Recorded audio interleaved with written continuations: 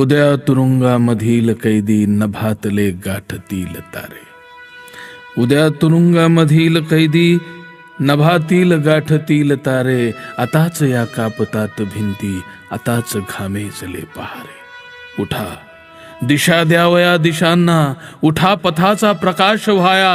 उठा फुलांना सुगंध वाटा, उठा करा बंधमुक्त वारे. श्रमिक कष्टकरी माणसांच्या प्रश्नांसाठी ज्यांनी आयुष्यभर लढा दिलाय आणि तो आजही अविरतपणे सुरू आहे. शेतकरी चळवळीचे एक धडाडीचे नेतृत्व. चळवळीत स्वतःच्या प्रपंचाची तमा न बाळगता होईल त्या परिणामांना निधड्या छातीने सामोरे जाणारे शेतकरी चळवळीतील बिनीचे शिलेदार. मोर्चा, लढे, आंदोलने, सत्याग्रह, अटक, तुरुंगवास हे जणू आयुष्याचाच एक भाग आहे असे समजून स्वतःला त्यात झोकून देणारं लढवय्य नेतृत्व.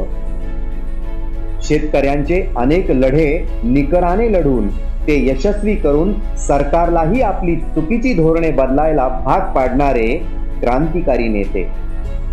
एक अभ्यासू, चिंतनशील आणि घणाघाती वक्तृत्व लाभलेले अकोले तालुक्याचे सुपुत्र, धीरोदात्त आणि संघर्षशील व्यक्तिमत्व म्हणजेच साथी दशरथराव सावंत होय. याच साथी दशरथराव सावंत यांच्या जीवन कार्याचा वेध घेणारा हा अल्पसा प्रयत्न.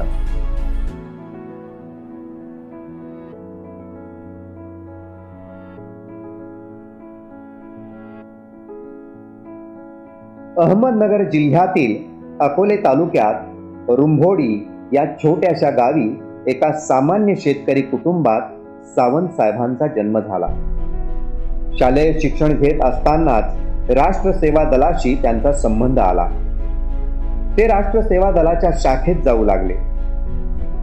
त्यांच्या बालवयातच लोकशाही, समाजवाद, धर्मनिरपेक्षता, विज्ञाननिष्ठा या मूल्यांची बीजे रोवली गेली. सामाजिक समतेच्या, आर्थिक न्यायाच्या मार्गावरील त्यांचा प्रवास बालवयातच सुरू झाला. श्रमिक कष्टकरी शेतकऱ्यांना त्यांच्या कष्टाचा योग्य मोबदला मिळायला हवा, त्यांचं राज्य यावं, त्यांच्या हाल अपेष्टा संपाव्यात, त्यांना सन्मानानं जगता यावं यासाठी संघर्ष करावा ही जाणीव त्यांच्यात रुजत होती. महात्मा गांधी, साने गुरुजी, ग.प्र. प्रधान, एस.एम. जोशी, मधु दंडवते, जयप्रकाश नारायण यांच्या विचारांचा खोल ठसा त्यांच्या संवेदनशील मनामध्ये उमटत होता. घरची गरिबी, हाल अपेष्टा यांना सामोरे जावे लागत होते.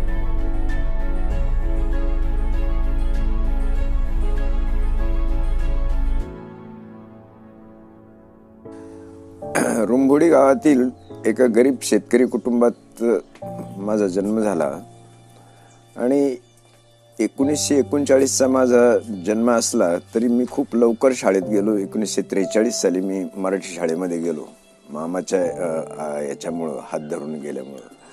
आणि 43च्या नंतर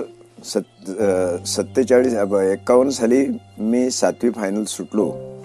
तर या काळामध्ये आमच्या गावाचे जयवंतराव देशमुख हे समाजवादी म्हणून होते आणि राष्ट्र सेवा दलाचं शाखा ते शाळेमध्ये चालत होते. तेव्हा माझ्यावर त्याच वेळेला सेवा दलाचे सुद्धा संस्कार झाले.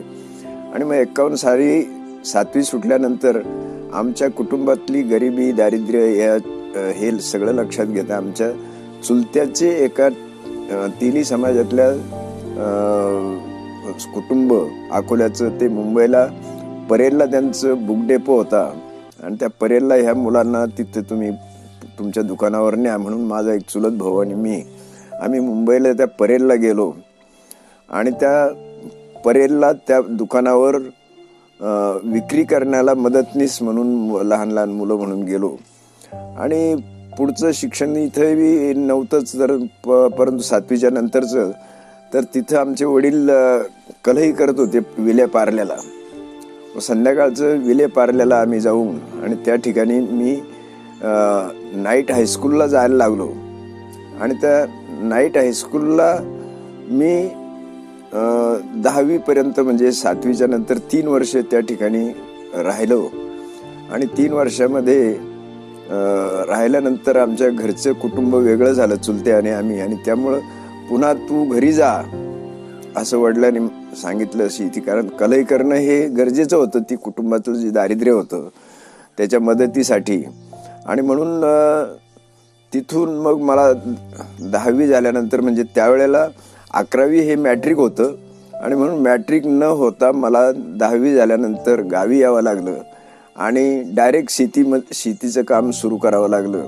आणि ही माझ्या कुटुंबाची आणि ही सगळी अपरिहार्यता होती. आणि अशा पद्धतीनं माझं शिक्षण ते 10वी पर्यंत त्या ठिकाणी झाल्यामुळं मला मॅट्रिकचं सर्टिफिकेट सुद्धा काही मिळवता आलं नाही. मुंबईहून गावाकडे आल्यानंतर खऱ्या अर्थाने त्यांचे सामाजिक व राजकीय कार्य सुरू झाले.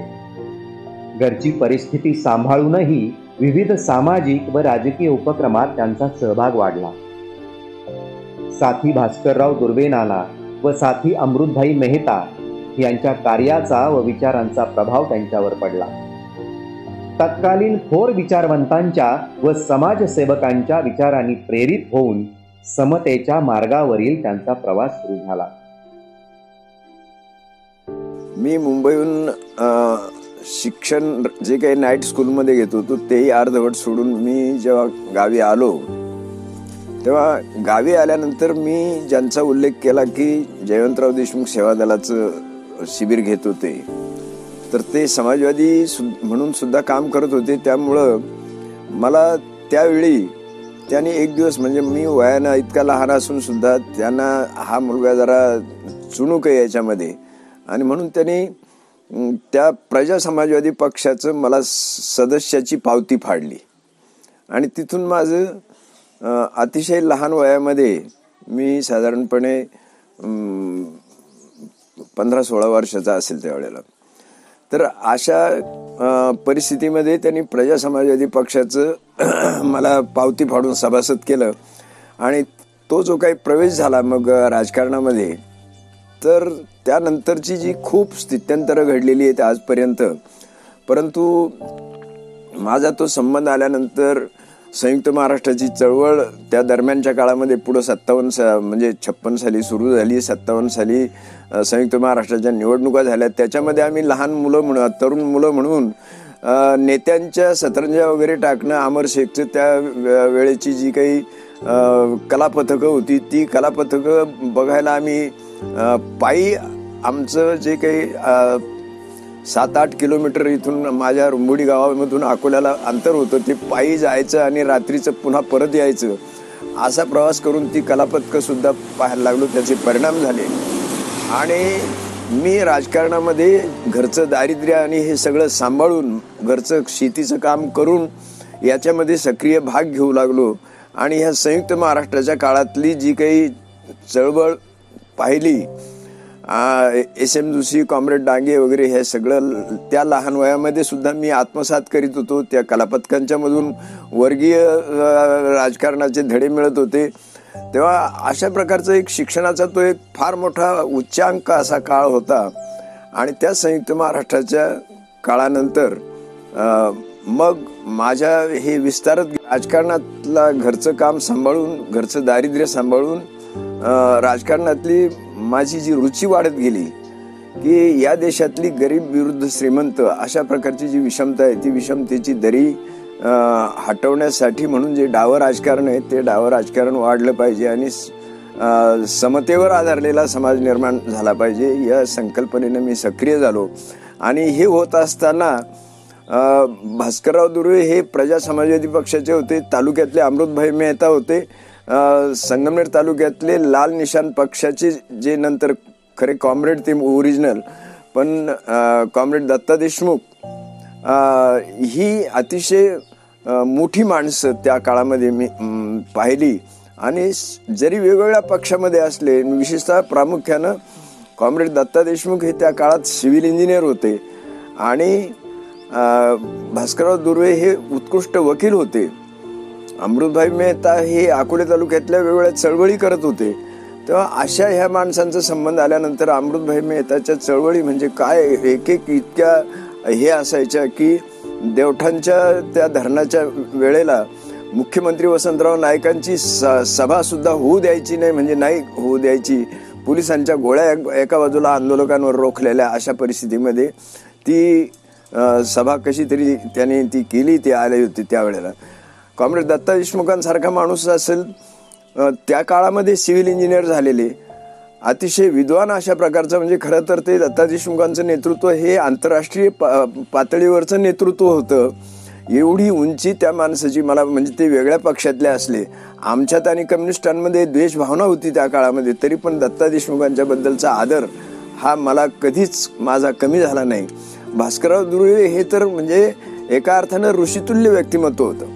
म्हणजे इतकं त्यागी व्यक्तिमत्व होतं की आदिवासी भागातले लोक ज्या वेळेला त्यांच्याकडे वकिलीसाठी यायचे त्यावेळेला त्या आदिवासी लोकांना घरी परत जायला, आदिवासी डोंगराळ भागामध्ये परत जायला त्यांना भाड्याला पैसे नसायचे.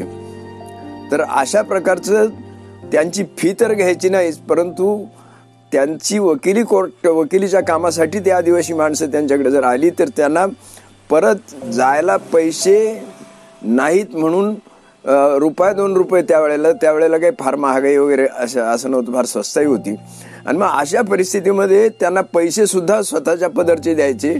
असा एक ऋषितुल्य आणि त्यागी मनुष्य, अभ्यासू माणूस, समाजवादी विचारासाठी धडपडणारी व्यक्ती, असं दुर्वे नानांचं किंवा भास्करराव दुर्वेंचं ते स्वरूप होतं.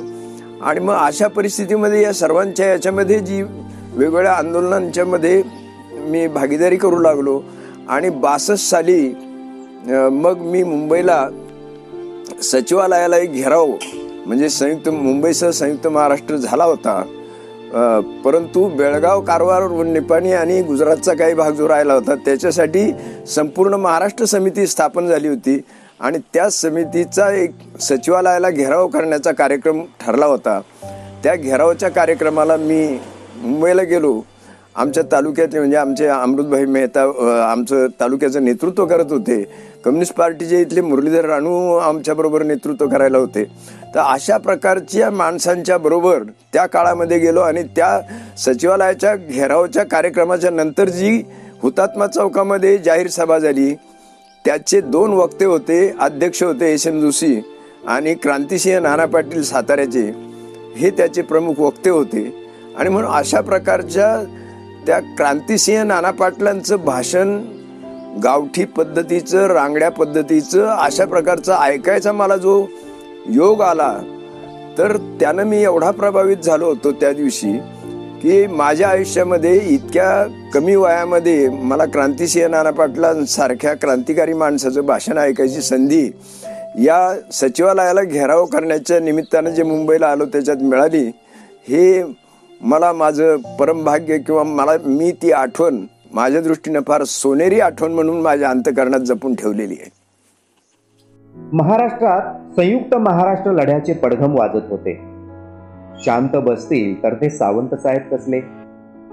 संयुक्त महाराष्ट्र चळवळीत त्यांनी सक्रिय सहभाग घेतला. मुंबईसह मराठी भाषिक महाराष्ट्राचं स्वप्न साकार झालं. त्या वर्षी झालेल्या निवडणुकांत समितीला अभूतपूर्व यश मिळालं. यातही सावंत साहेबांचा सक्रिय सहभाग राहिला. महाराष्ट्र राज्याच्या निर्मितीनंतरची निवडणूक साहेबांनी जवळून पाहिली, अनुभवली.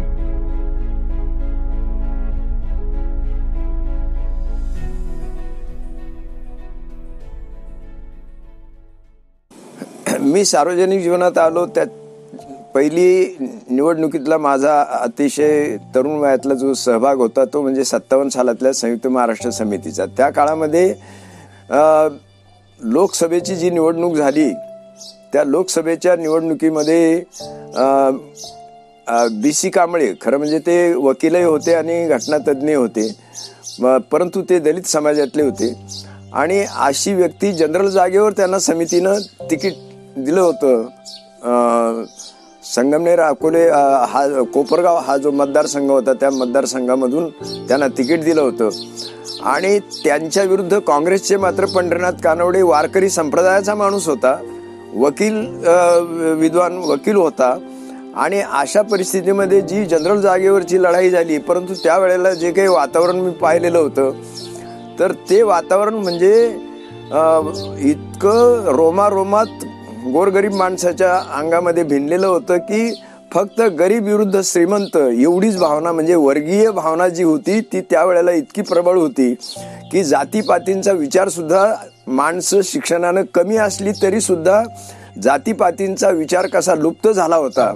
आणि एका अर्थानं या माणसांमध्ये एका उदात्त तत्वासाठी आपण लढतोय ही भावना कशी झाली होती त्याचं प्रतीक म्हणून पंढरनाथ कानवडे निमगावचे संगमनेर तालुक्यातले होते, मराठा समाजातले होते, वारकरी संप्रदायाचे होते.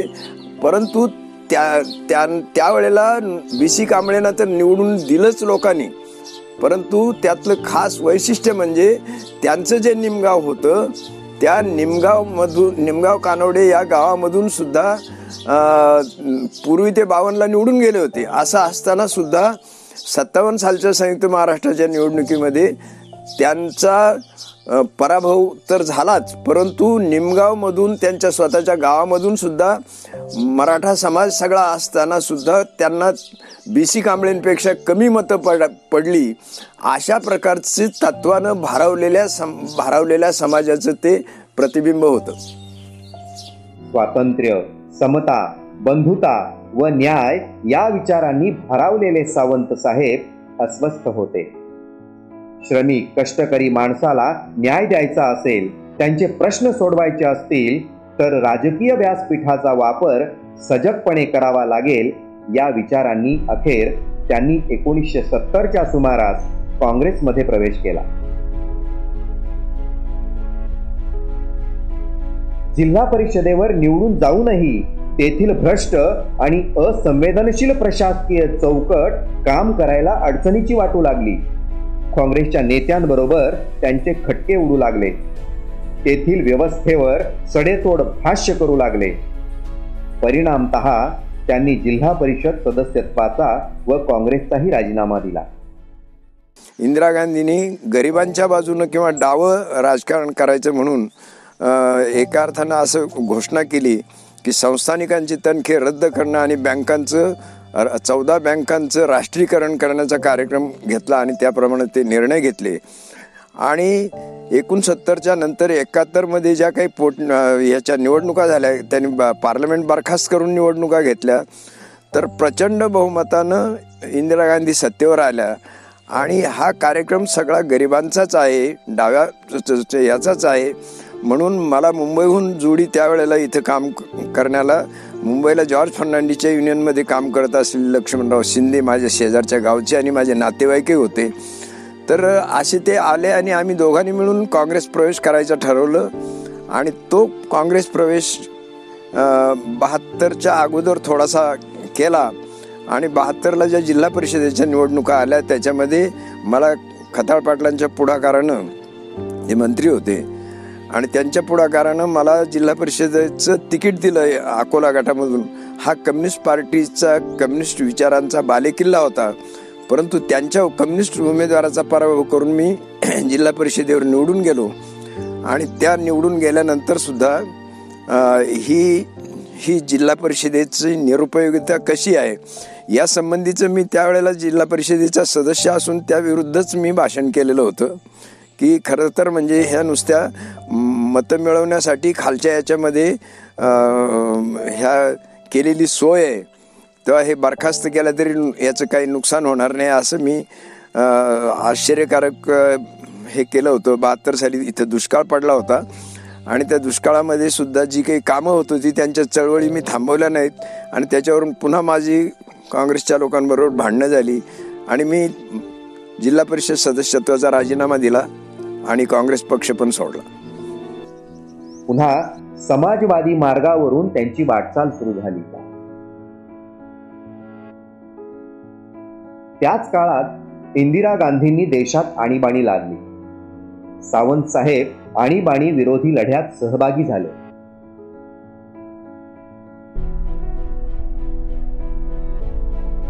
भाइयों और बहनों, राष्ट्रपति जी ने आपातकाल की घोषणा की है.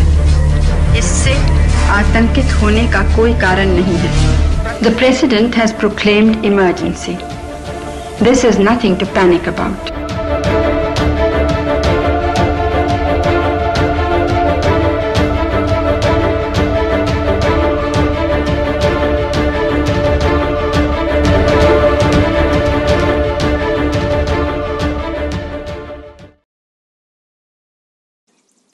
बहात्तरचा जिल्हा परिषद सदस्यत्वाचा राजीनामा आणि काँग्रेस पक्षाला सोडल्यानंतर 1973 साली जॉर्ज फर्नांडिस समाजवादी पक्षाचे अध्यक्ष होते आणि कालिकतला त्या पक्षाचं अधिवेशन होतं. कालिकतला नगरचे समाजवादी नेते डॉक्टर महाले वगैरे आम्ही बरोबर त्या कालिकतच्या अधिवेशनाला केरळला गेलो आणि त्या अधिवेशनानंतर आम्ही मग जे काही सुरू झालं या देशामध्ये, तर 74 साली गुजरातचे चिमनभाई पटेल हे मुख्यमंत्री होते आणि त्यांच्या विरोधात जे काही तरुणांनी आंदोलन सुरू केलं भ्रष्टाचार विरोधी, आणि त्या आंदोलनाची व्याप्ती वाढायला लागल्यानंतर जयप्रकाश नारायण हे जे जुने समाजवादी नेते सर्वोदयी झाले होते त्यांनी याच्यामध्ये उडी घेतली आणि मला आता हे पाहून चालणार नाही, तर मला याचं नेतृत्व केलं पाहिजे म्हणून जे काही त्यांनी हे केलं, तर देशभर इतकं मोठं ते आंदोलन व्यापक झालं तरुणांचं. आणि म्हणून त्यावेळेला मी पुण्याला JPची एका सभेला गेलो होतो. SP कॉलेजच्या मैदानावर ती सभा झाली होती. अशा प्रकारचं ते आंदोलन इतकं वाढलं की त्याचा धसका बाईंनी घेतल्यानंतर 25 जून 75ला आणीबाणी घोषित केली आणि ह्या आणीबाणीच्या विरोधातले सत्याग्रह ठिकठिकाणी सर्व प्रकारचे अधिकार, घटनात्मक जेवढे अधिकार होते ते सगळे काढून घेण्यात आले होते. कुठल्याही प्रकारचा मोर्चा, आंदोलन वगैरे किंवा भाषण स्वातंत्र्य वगैरे सगळं संपवलं होतं. अशा परिस्थितीमध्ये आणीबाणीच्या विरोधात सत्याग्रह करण्याचे आदेश समाजवादी आणि जनसंघ या 2 पक्षाच्या लोकांनी त्यावेळेला केले होते आणि म्हणून त्याप्रमाणे आम्ही इथं अकोल्यामध्ये आणीबाणीच्या विरोधात सत्याग्रह केला. तत्कालीन पंतप्रधान इंदिरा गांधींनी देशात आणीबाणी लागू केली, जाचक निर्बंध लादले, मूलभूत हक्काची गळचेपी सुरू झाली, प्रसार माध्यमांवर निर्बंध लादले गेले, देशात सर्वत्र दहशत पसरली.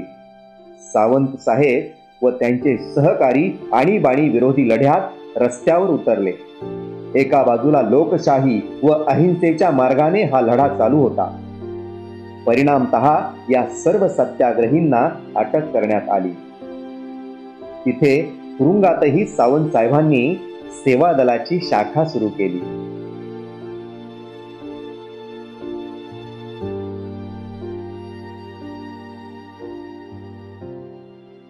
त्या जूनला आणीबाणी घोषित केल्यानंतर एक 3-4 महिन्यांनी पहिल्यांदा आम्हाला तिथं अटक झाली होती सत्याग्रहानंतर, आणि नंतर कलेक्टरचे ऑर्डर आम्हाला आल्या. त्याच्यामध्ये माझ्याच गावचे, माझ्यापेक्षा थोडे ज्युनियर असलेले एक गुलाबराव देशमुख म्हणून, तर ते आणि आम्ही जेलमध्ये गेलो. आणीबाणीमध्ये आम्ही जेलमध्ये गेलो आणि त्या ठिकाणी त्या जेलमध्ये सुद्धा आम्हाला इतक्या चांगल्या लोकांचा सहवास मिळाला. मोहनदारी आणि तर त्या ठिकाणी पुस्तक लिहिलं होतं. डॉक्टर बापूसाहेब काळदाते होते, मोहनदारिया होते, कुकडे डॉक्टर जनसंघाचे त्या ठिकाणी होते. प्रमोद महाजन यांची आणि माझी तर मैत्री झाली होती, कारण एक उमदा तरुण प्रमोद महाजन आणि त्या अशा एका माणसाची मैत्री होण्याचं भाग्यही मला त्या काळामध्ये मिळालं. वेगवेगळ्या लोकांची मैत्री झाली जेलमध्ये. अतिशय दररोज आमच्या सेवा दलाच्या शाखा त्या ठिकाणी भरत होत्या. तिथं आपले मुस्लिम समाजाचे नेते आपले ते निहाल अहमद आमच्याबरोबर होते. तर अशा अनेक नेत्यांचा संबंध त्या ठिकाणी आमचा आला आणि खूप चर्चा व्हायच्या. RSSचे लोक मोठ्या प्रमाणावर त्या ठिकाणी होते आणि म्हणून एवढं काही विचारमंथन ते 1.5 वर्षामध्ये एकच अस्वस्थता एक होती की आम्हाला ह्या जेलमधून कधी सुटका होईल, कारण सर्व प्रकारचे हेबियस कॉर्प्स म्हणजे माणूस समक्ष दाखवावा कोर्टामधून हे करून हेबियस कॉर्प्स करून, तर अशा प्रकारचा अधिकार सुद्धा त्यावेळेला राहिलेला नव्हता.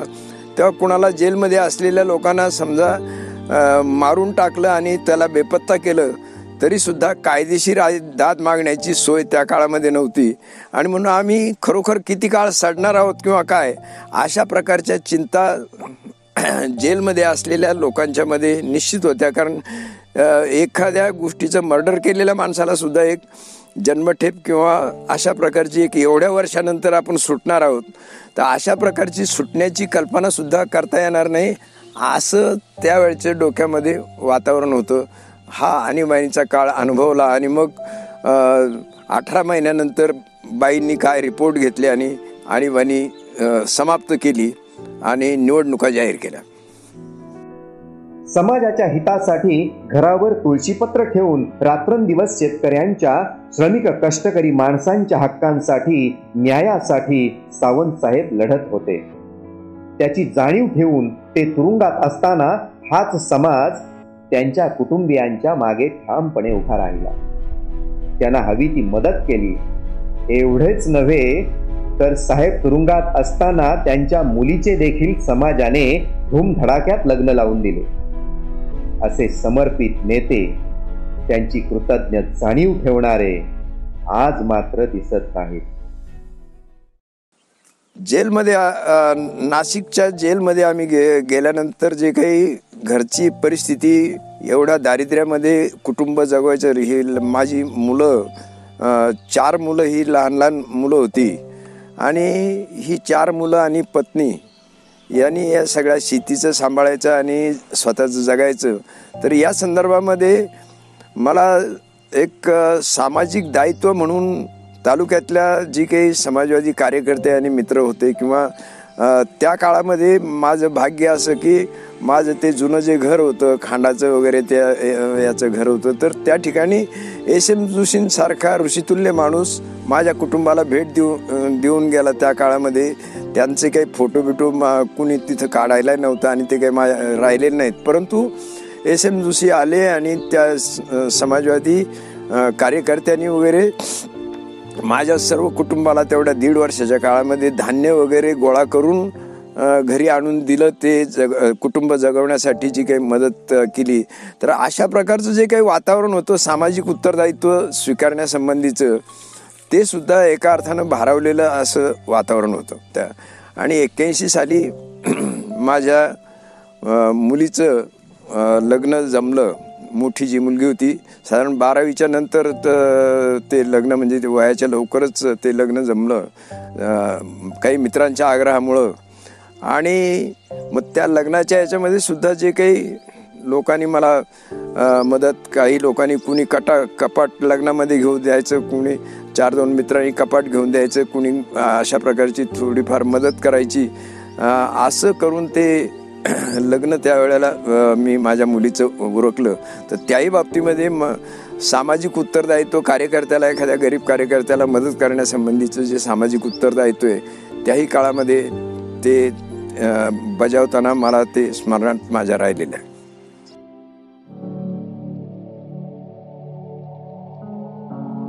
प्रवरेचे समोरून वाहत जाणारे पाणी तालुक्यातील जनतेने नुसते बघत बसायचे का? त्या पाण्यातील अकोल्याच्या शेतकऱ्यांचा न्याय वाटा त्यांना मिळालाच पाहिजे हे शल्य साहेबांच्या मनात सलत होते. त्यांनी 1982 मध्ये शेतकऱ्यांचा प्रचंड मोठा रुमणे मोर्चा काढला. हा अभूतपूर्व मोर्चा सफल झाला आणि तालुक्याला हक्काचे पाणी मिळाले.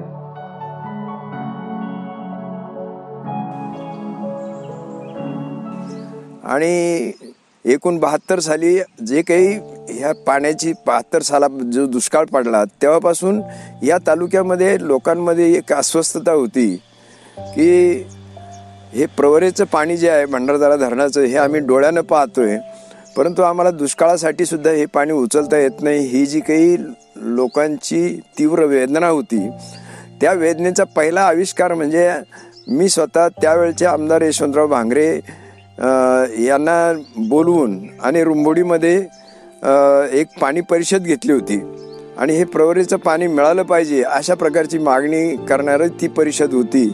आणि त्यावेळेला वसंतदादांना आम्ही शिष्टमंडळ घेऊन भेटलो होतो. त्या शिष्टमंडळाचं नेतृत्व मेंदुरीचे डॉक्टर बंगाळ, BG बंगाळ हे आणि आम्ही केलं होतं आणि त्यांना निवेदन दिलं होतं की आम्हाला हे प्रवरेचं पाणी मिळालं पाहिजे. याची सुरुवात तिथून जी झाली होती. दरम्यानच्या काळामध्ये हे आणीबाणी वगैरे ह्या सगळ्या याच्यामध्ये ह्या लढ्यांमध्ये काळ गेला आणि म्हणून पाण्याचा लढा हा ऐरणीवर आणायला आम्हाला 80 सालाच्या नंतर तो घ्यावा लागला. आणि तो घेतल्यानंतर एक ह्या तालुक्यामध्ये रुग्ण मोर्चा मी स्वतः आयोजित केला आणि तो रुग्ण मोर्चा इतका अभूतपूर्व ठरला की कदाचित आत्तापर्यंत तरी तो न भविष्यती अशा प्रकारचा एक रुग्ण मोर्चा झाला. हातात रुमणे घेतलेले हजारो लोक ज्या वेळेला अकोल्याच्या रस्त्यावर दिसले तेव्हा अकोल्याचे लोकसुद्धा चकित झाले तालुक्याचे. एवढा मोठा तो रुग्ण मोर्चा झाला आणि त्या रुग्ण मोर्चाची भीती किंवा धसका असा काही घेतला आणि त्यानंतरच्या काळामध्ये त्या रुग्ण मोर्चानंतर भंडारदऱ्याचं चाक चालू चाक बंद अशा प्रकारचं त्या ठिकाणी जाऊन आम्ही चाक बंद केलं.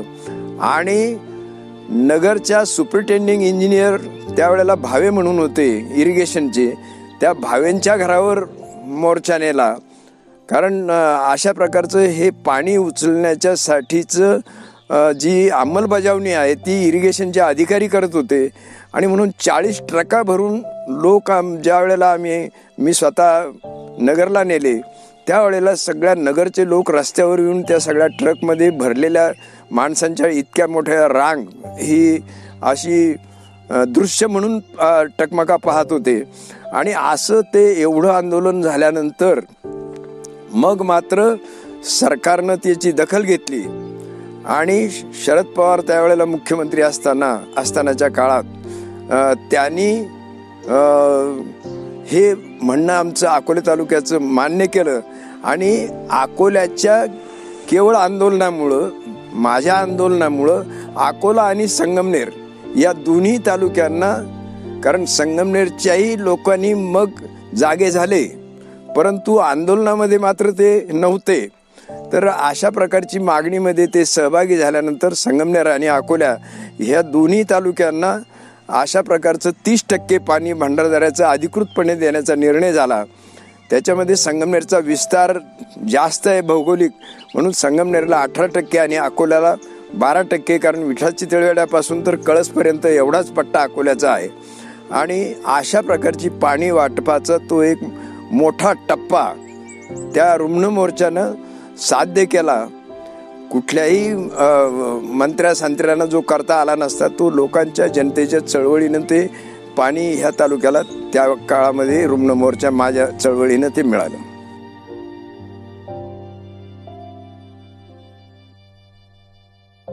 भंडारदरा पाणी वाटपाचा प्रश्न सुटला, पण म्हाळादेवी धरणाचा प्रश्न त्यांना अस्वस्थ करत होता.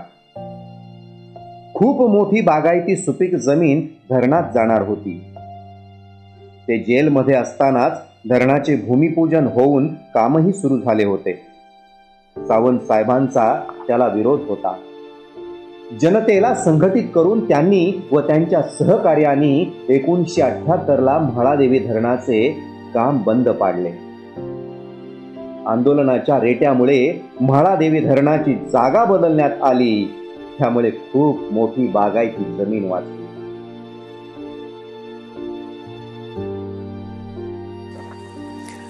आणीबाणीमध्ये मी जेव्हा जेलमध्ये होतो त्यावेळेला शंकरराव चव्हाण हे महाराष्ट्राचे मुख्यमंत्री होते आणि महाराष्ट्राचे मुख्यमंत्री शंकरराव चव्हाण असताना खालच्या भागातले बाळासाहेब विखे आणि खताळ पाटील यांच्या आग्रहानं, खताळ पाटील हे इरिगेशन मंत्री होते आणि त्यांचा आग्रह अनेक वर्षापासून म्हाळादेवी धरण झालं पाहिजे, म्हाळादेवीच्या जागेवरच झालं पाहिजे.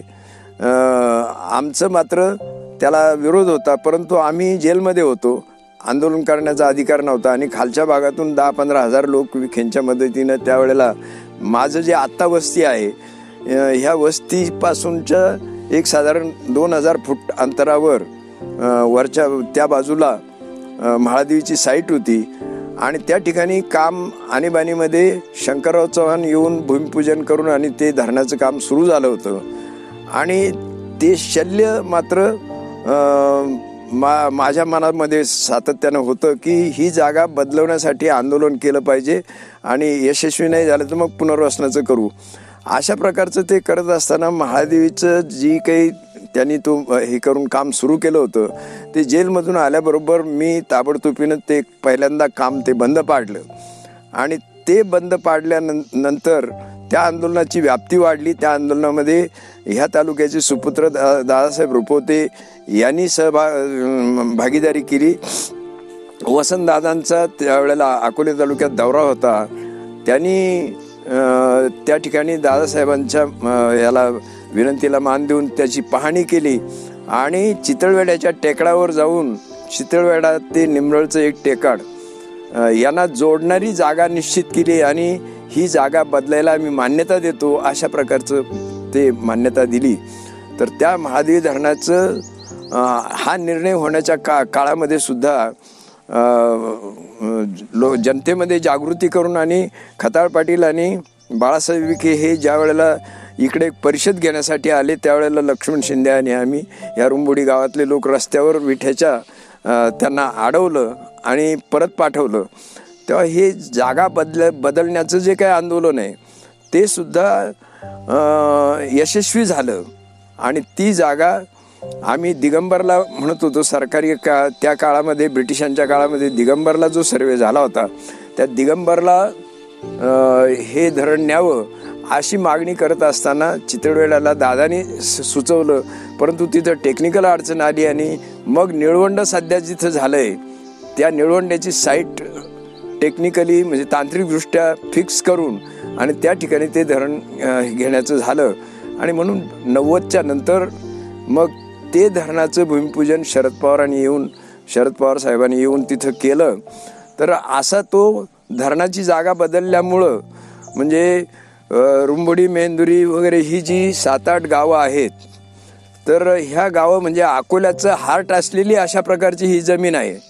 एवढी काळीभोर आणि इतकं सुपीक अशा प्रकारचं खोरं आणि जे आत्ता जवळजवळ साखर कारखान्याला निम्मा ऊस पाण्याचा लढा यशस्वी झाल्यामुळं सुद्धा निम्मा ऊस हा या प्रवरा खोऱ्यातून जो ह्या कारखान्याला इथल्या साखर कारखान्याला तयार होतोय अशा प्रकारची ही सगळी जमीन त्या धरणाची जागा बदलवण्याच्या माझ्या जेलमधून आल्या. कारण मी येण्याच्या अगोदर ह्या सगळ्यांनी बुडणाऱ्या लोकांना सुद्धा शंकरराव चव्हाणांच्या या भूमिपूजनाच्या कार्यक्रमामध्ये फेटे बांधले होते आणि आता आम्ही तुम्हाला परवानगी देतो, आमचं पुनर्वसन तुम्ही करा अशी मान्यता तालुक्यातल्या सगळ्या पुढाऱ्यांनी आणि नेत्यांनी सुद्धा, पिचड त्यावेळेला सभापती होते तालुक्याचे, तर असं सगळी दिली होती. आणि अशा पार्श्वभूमीवर त्या आंदोलनाचा फायदा हा जो काही परिसर आहे हा बुडणारा म्हणजे आता जे इथं बसलोय हे तर मी तिकडून आणीबाणी तिकडून आल्यानंतर ही जमीन माझी मोबदला करून मी इथं माझी जमीन दुसऱ्याला देऊन ती इथं घेऊन गेली, परंतु माझी याच्याही वरच्या बाजूला होती. तर हे सगळं बुडत होतं पाण्याखाली. हे सगळं सुपीक ह्या अकोले तालुक्याचं हार्ट असणारी ही जमीन सगळी ही गावं सगळी वाचली.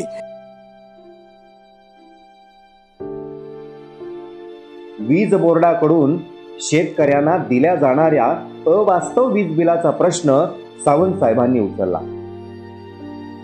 मीटर हटाव आंदोलन सावंत साहेबांनी पुकारलं. मीटर हटावच्या या अभिनव आंदोलनाची दखल अखेर सरकारला घ्यावी लागली. मीटर ऐवजी हॉर्स पॉवरनुसार वीज बिल आकारणी सुरू झाली. संपूर्ण महाराष्ट्राला या आंदोलनाचा फायदा झाला.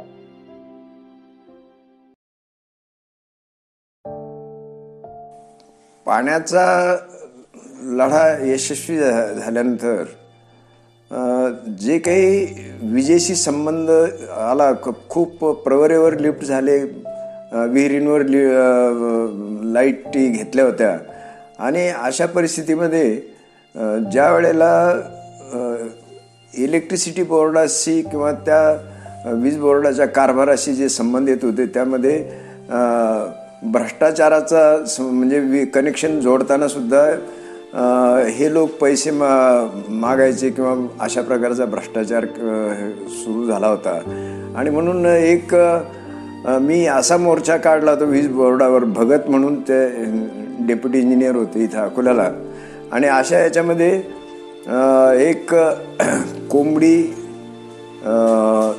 दारूची बाटली आणि एक नोट, 100ची नोट, अशा प्रकारची, जसं गुढीपाडव्याला हे ते बांधतात तसं काठीला हे सगळं बांधून आणि त्याच्यामध्ये हजारो लोकांचा एक मोर्चा वीज बोर्डावर काढला.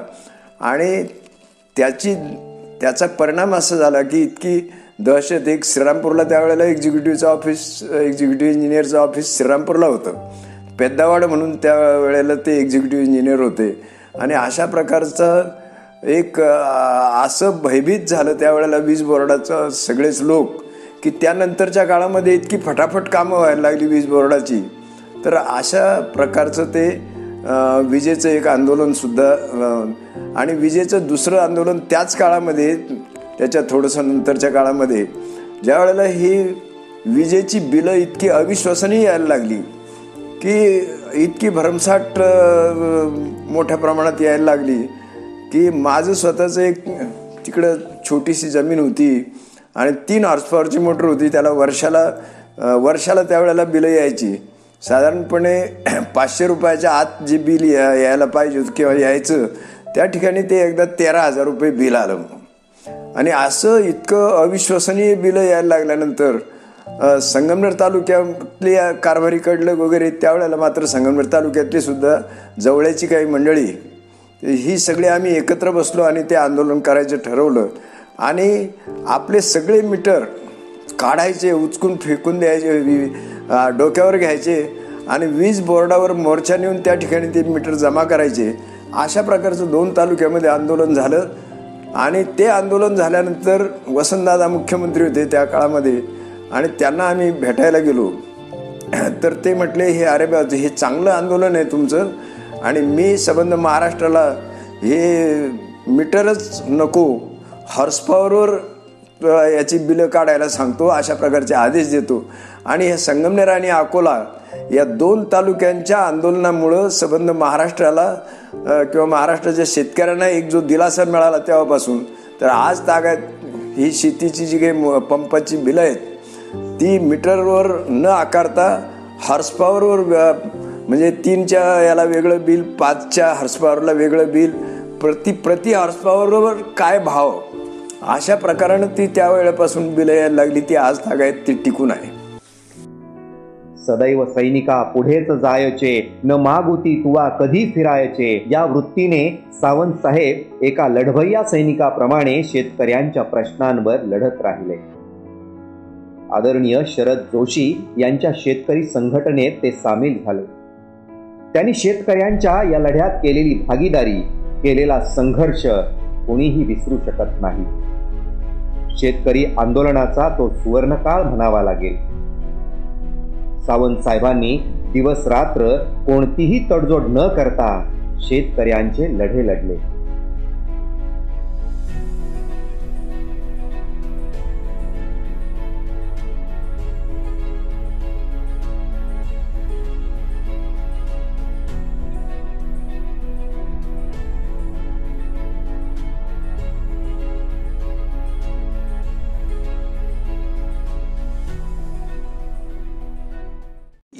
मी जे काही सार्वजनिक जीवनामध्ये एका व्यवस्था परिवर्तनाच्या प्रेरणेनं लढत होतो आयुष्यभर, तर त्याचा भाग म्हणून ज्या स्थानिक पातळीवरच्या चळवळी होत्या त्या चळवळीमध्ये भागीदारी करत असताना सातत्यानं माझं व्यापक परिवर्तनाकडे जास्त लक्ष असायचं. आणि त्या दृष्टीनं मी विचार केल्यानंतर जेव्हा मला याच्यामध्ये अनुभव आला की हे जे काही डावे पक्ष हे काहीतरी परिवर्तन घडवतील अशा प्रकारच्या याच्यामध्ये, तर शेतकऱ्यांचा मुद्दा हा त्यांच्याकडून सातत्यानं सुटत होता. 80 साली शरद जोशी या माणसानं स्वित्झर्लंड सारख्या ठिकाणाहून एक अतिशय ऐशारामी उच्च पगाराची नोकरी सोडली. कारण त्या काळातले ते IAS होते, IPS होते. तर असा माणूस ज्या वेळेला इथं हिंदुस्थानात येऊन आणि पुण्याजवळ चाकणजवळ जमीन घेऊन शेतकरी चळवळ सुरू केली, 80 साली कांद्याचं आंदोलन त्यांनी सुरू केल्यानंतर जो काही नाशिक पुणे हा चाकणजवळ महामार्ग अडवला हजारो शेतकऱ्यांच्या याच्यामध्ये, आणि मला त्याचं आकर्षण असं झालं की ही डावी जी काही मंडळी म्हणवतात तर हे शेतकऱ्यांचं जीवन यांना जवळून माहीतच नाही आहे, आणि म्हणून ह्या म्हणजे कामगार विरुद्ध भांडवलदार अशा प्रकारची मार्क्सच्या कल्पनेतून सुरू झालेली विषमतेविरुद्धची यांच्या डोक्यातली चळवळ, हिला शेतकऱ्यांची जी जोड द्यायला पाहिजे ती यांनी दिली नाही, आणि म्हणून मी हे डाव्या पक्षांमधून ज्या समाजवादी म्हणून मी काम करत होतो ते सोडून मी शेतकरी चळवळीमध्ये नंतर 81-82च्या दरम्यान त्याच्यामध्ये सामील झालो. आणि शरद जोशींनाही त्यांनी एक माझं औरंगपूरचं लिफ्ट जोडण्याचं जे आंदोलन, त्याची इंग्रजी एका पेपरला बातमी आली होती, ती बातमी वाचल्यानंतर त्यांनी असं नंतर भेट झाल्यानंतर वगैरे की मला अशा प्रकारची सुद्धा वेगळी कामं शेतीच्या संदर्भात, कारण त्यांना शेतीमालाला भाव ह्या एक कलमी कार्यक्रमावर त्यांचं होतं, परंतु शेतीशी पूरक अशा प्रकारची जी काही आंदोलनं असतील ती करणाऱ्या कार्यकर्त्यांबद्दल सुद्धा मला समाधान वाटतं, आणि म्हणून ते आमच्या ओळखी झाल्यानंतर त्यांनी त्याला ते जोडलं आणि हे चांगलं काम आहे म्हणून सांगितलं, माझी प्रशंसा पण केली. तर असं त्या शेतकरी चळवळीमध्ये मग मी सातत्यानं रमलो, आणि मग त्या शेतकरी चळवळीमधून राजकीय पर्याय निर्माण व्हावा अशा प्रकारच्या संकल्पनेनं मी सातत्यानं काम करत राहिलो. शरद जोशींनी अगोदर निवडणुका लढवायच्या नाही असं सांगितलं, परंतु स्वतंत्र भारत पक्ष नावाचा पक्षसुद्धा त्यांनी स्थापन केला, आणि त्यातून मलाही समाधान वाटलं की एक राजकीय पर्याय देण्याचा यातून प्रयत्न होतोय, आणि अशा ह्या प्रयत्नामध्ये अव्याहतपणे मी काम करत राहिलो. परंतु जेव्हा 91 साली नरसिंहराव पंतप्रधान असताना मनमोहन सिंग अर्थमंत्री झाले, आणि त्यांनी खुल्या अर्थव्यवस्थेची जी शरद जोशींची मागणी होती ती मागणी प्रत्यक्षात अंमलात आणायला सुरुवात केली, आणि ती अंमलात आणल्यानंतर सुद्धा शेतकऱ्यांचे प्रश्न सुटत नाही. आयात निर्यात मुक्त केलं म्हणजे शेतकऱ्यांचे प्रश्न सुटतील अशी शरद जोशींची मागणी होती. त्या मागणीनं काही होत नाही, त्याला निश्चितपणानं सरकारनं खरेदी करण्याची किंवा हमी भाव देण्याची योजनाच अंमलात आणली पाहिजे. या मुद्द्यावर मी शरद जोशींना सुद्धा म्हणजे सोडून, आणि आता शेतकरी चळवळीचं सुद्धा आपण आपल्या पद्धतीनं करायची असं मी म्हणत असताना राजू शेट्टींचं आणि शरद जोशींचं सुद्धा काहीतरी मतभेद झाले. ते आमच्या नंतर आले होते शेतकरी चळवळीमध्ये राजू शेट्टी, परंतु एक लढाऊ, आणि त्या भागामध्ये असा एक पॅटर्न तयार केला त्यांनी की लोकांनी वर्गणी काढून त्या माणसाला जिल्हा परिषदेपासून तर खासदारकीपर्यंत आणलं, आणि प्रत्येक चळवळीमध्ये अतिशय माझ्यासारखाच कमी जमीन स्वतःची असलेला आणि गरीब कुटुंबातला एक माणूस ह्या शेतकरी चळवळीमध्ये पुढे येतोय, आणि म्हणून मला त्यांच्या त्या तत्त्वज्ञानातल्या उंचीपेक्षा त्या माणसातला प्रामाणिकपणा मला भावला, आणि मी त्यांच्याबरोबर काम करायला लागलो. नंतरच्या 2012-13च्या त्या काळामध्ये 9-10च्या नंतर तर त्यांनी मला राज्याचं अध्यक्ष केलं. त्यांच्या राजू शेट्टींची जी स्वाभिमानी शेतकरी संघटना, मी राज्याचा अध्यक्ष झालो, आणि त्या काळामध्ये मी काम करत राहिलो. परंतु त्याही नंतर जी काही वाटचाल माझी झाली तर मला त्याच्यामध्ये काही प्रत्यक्षपणे छुप्या हेतूंचे कार्यकर्ते नकोत असं मी त्यांना एक 5-6 पानीपत्र लिहिलं, आणि त्या पत्राची त्यांनी दखल जेव्हा घेतली नाही तेव्हा मी राजू शेट्टींना सुद्धा सोडलं, अगदी ह्या 4-6 वर्षाच्या पूर्वी. आणि अशा प्रकारचं माझा आत्तापर्यंतचा ह्या शेतकरी चळवळीमध्ये प्रवास, आणि अजूनही राजकीय बदलाच्या अपेक्षेनं लढतोय. संपूर्ण आयुष्य सावंत साहेबांनी शेतकरी कष्टकरी माणसांसाठी त्यांच्या न्याय हक्कासाठी व्यतीत केले. आज वयाच्या 83व्या वर्षी मागे वळून पाहताना त्यांच्या मनाची अस्वस्थता, बेचैनी आपणास स्तब्ध करते. पण प्रेरणादायी देखील वाटते.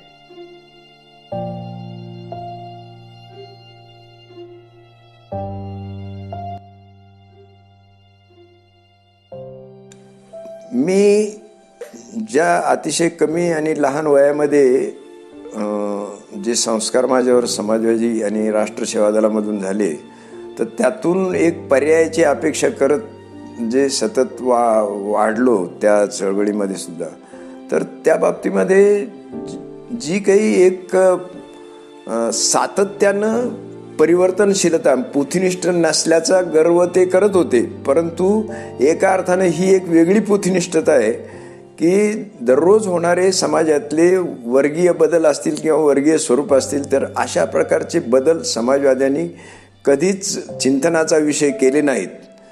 हा मला सगळ्यात मोठा दोष वाटतो. आणि एवढंच नाही तर सगळ्यात महत्त्वाचं म्हणजे डॉक्टर राम मनोहर लोहिया, एस.एन. जोशी वगैरे अशा प्रकारची जी उत्तुंग माणसं होती, बोले तैसा चाले त्याची वंदावी पावले, अशा प्रकारची माणसं जी होती ती यानंतरच्या काळामध्ये समाजवादी म्हणून जी मिरवायला लागली. म्हणजे उदाहरणार्थ मुलायम सिंग हे डॉक्टर लोहियांचे शिष्य, आणि त्या मुलायम सिंगांचं आणि त्यांच्या मुलाचं जे काही त्यानंतरचं जे काही वर्तन पाहिलं, तर ते समाजवादी म्हणून नाही तर काँग्रेसच्याही पेक्षा घृणास्पद अशा प्रकारची, म्हणजे त्याला मूळचे समाजवादी दोषी नाहीत, परंतु त्याचं जे काही रूपांतर झालं किंवा त्याचं जे काही सत्तालुलुपता आणि याच्यातून हे झालं, तर ही सगळी समाजवादी चळवळ अशा प्रकारची तत्त्वज्ञानाचा एक अहंकार बाळगता बाळगता लुप्त झाली. नवं परिवर्तन म्हणजे मला असं वाटतं की मी पाहिलेल्या नेत्यांमध्ये डॉक्टर लोहिया असा एक माणूस होता की तो अतिशय परिवर्तनवादी. त्यांच्या एका पुस्तकामध्ये सुरुवातीलाच, कोणतं पुस्तक मला आता ते आठवत नाही, परंतु ते सुरुवातीलाच म्हटलेलं आहे त्यांनी, डॉक्टर लोहियांनी, की मी गांधीवादी नाही आणि गांधी विरोधीही नाही. तर ही जी परिवर्तन सापेक्ष भाषा होती समाजवादी नेत्यांमध्ये, त्याच्यामध्ये सगळ्यात क्रांतिकारक वाटणारा असा हा माणूस होता. आणि म्हणून 67 साली त्यांनी कशाची पर्वा न करता विरोधी काँग्रेसच्या विरोधातली मतविभागणी होऊ नये म्हणून समाजवादी लोकांना हे भाग पाडलं की ग्रँड अलायन्स त्यांनी हे केली 67 साली. आणि 67 साली त्यांनी ती ग्रँड अलायन्समध्ये जनसंघाला सुद्धा, त्यावेळच्या जनसंघाला सुद्धा सामील करून घेतलं, प्रतिगामी आणि फॅसिस्ट वगैरे असं म्हणवणाऱ्या लोकांना. आणि त्याचा परिणाम म्हणून 7 राज्यांमधून पहिल्यांदा, स्वातंत्र्यानंतरच्या पहिल्यांदा विरोधी चळवळीला असं यश आलं की 7 राज्यांमधून काँग्रेसची सरकारं गेली. तर अशा प्रकारची ही जी परिवर्तनशील किंवा डायनॅमिक अशा अर्थाचं जे काही नेतृत्व आहे, ते त्यांचे अनुयायी म्हणून वागणाऱ्यांमध्ये मला जॉर्ज फर्नांडिस हा माणूस तेवढा डायनॅमिक वाटला. बाकीचे सगळे म्हणजे एका अर्थाने ही वेगळ्या प्रकारची ऑर्थोडॉक्सी या समाजवादी नेत्यांमध्ये राहिली आणि त्यांना खालच्या ग्राउंड रिॲलिटीचं किंवा याच्या प्रकारचं हे निरीक्षण करण्यामध्ये यश आलं नाही. आणि त्याच्यामुळे हे सगळे प्रवाह, कम्युनिस्ट समाजवादी हे प्रवाह एका अर्थानं ह्या देशातून लुप्त झाल्यासारखी आजची परिस्थिती आहे, ते कालबाह्य झाल्यासारखी झाली.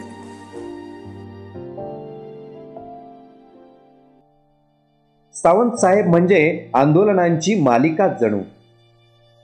लोकलढा व सावंत साहेब हे एकेकाळी समीकरणच होऊन बसले होते. आजही ते संघर्षरत आहेत, पण मनात काही व्यथा आहेत, वेदना आहेत. अनेक गोष्टींमुळे ते आज चिंतेत आहेत.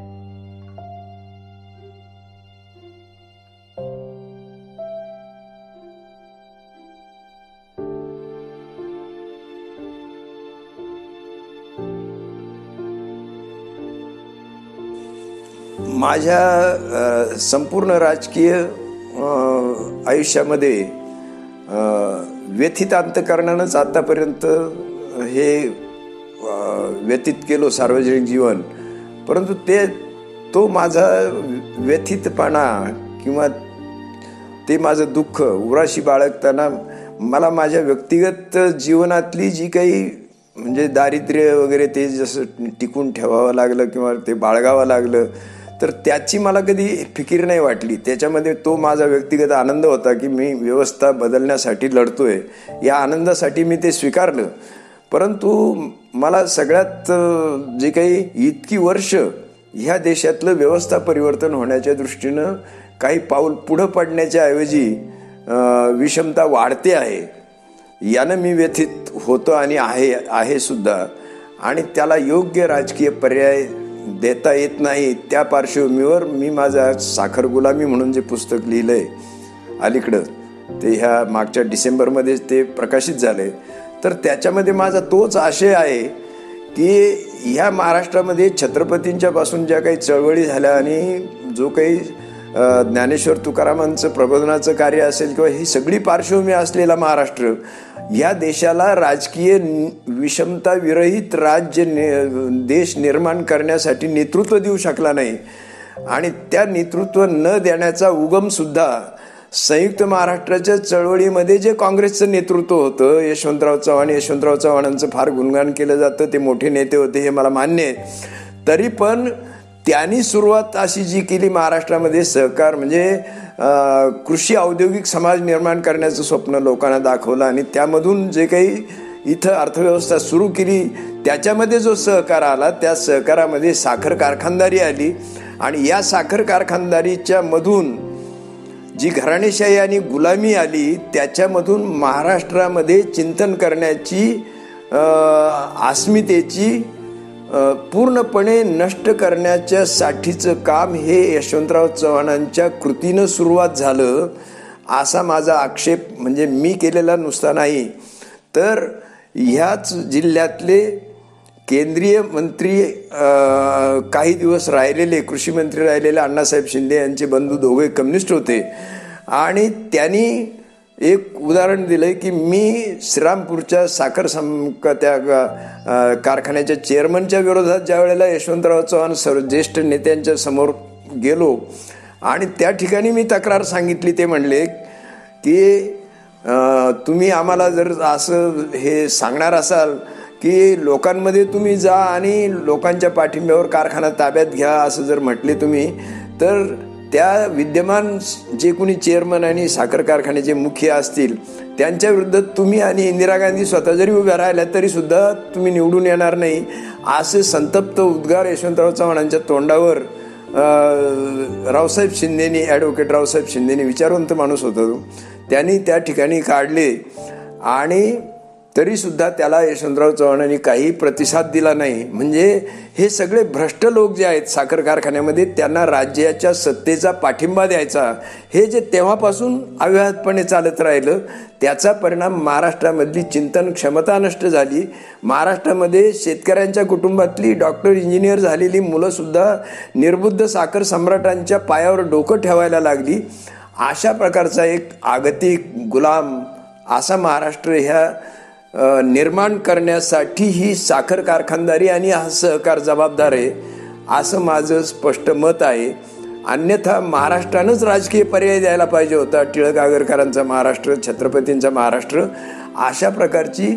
म्हणून मी त्यामध्ये अपेक्षा व्यक्त केलेली आहे की तरुण पिढ्यांमधल्या लोकांनी, अस्मिता असलेल्या तरुणांनी पुढे येऊन आणि अशा प्रकारचं हे सगळं महाराष्ट्रात जी काही गुलामी आलेली आहे ही गुलामी नष्ट करून, म्हणजे शिक्षण संस्था यांनी यांच्या मालकीच्या केल्या, साखर कारखान्याच्या याच्यावर निघालेल्या शिक्षण संस्था त्यांनी यांच्या मालकीच्या केल्या आणि त्यातून ही सगळी गुलामी या महाराष्ट्रामध्ये आलेली आहे. तेव्हा ती जास्त असह्य करणारी आहे.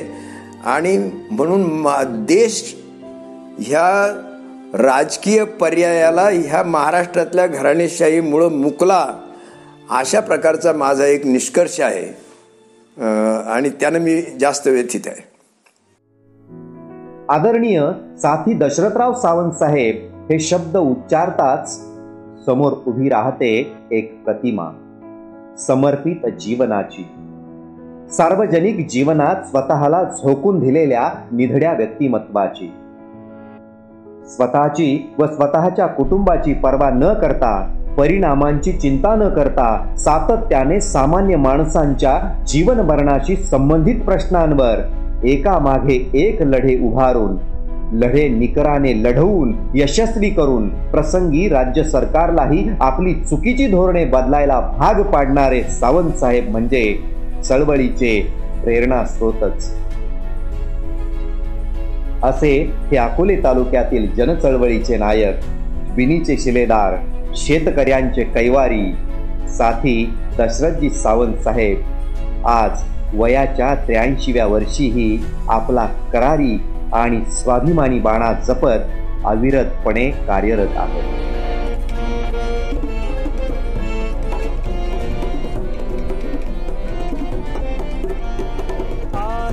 उठवू सारे रान, आता पेटवू सारे रान, आता उठवू सारे रान, आता पेटवू सारे रान. शेतकऱ्यांच्या राज्यासाठी, शेतकऱ्यांच्या राज्यासाठी लावू पणाला प्राण, लावू पणाला प्राण.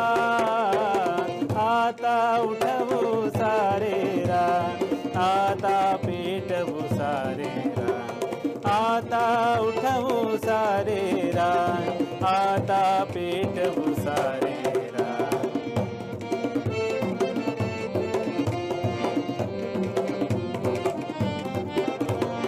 किसान मजूर उठतील, कंबर लढण्या कसतील. किसान मजूर उठतील, कंबर लढण्या कसतील. एकजुटीची मशाल घेऊन, एकजुटीची मशाल घेऊन पेटवतील हे रान, पेटवतील हे रान.